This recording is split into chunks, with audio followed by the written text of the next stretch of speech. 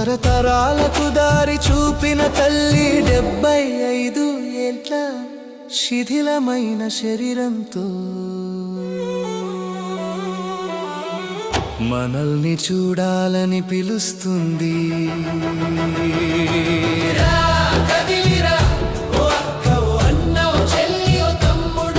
మన అమ్మ బడి పిలుపు వినరా, 75 ఏళ్ల పండుగ జరపర, ప్లాటినం జూబ్లీ ఉత్సవాలు చేయరా.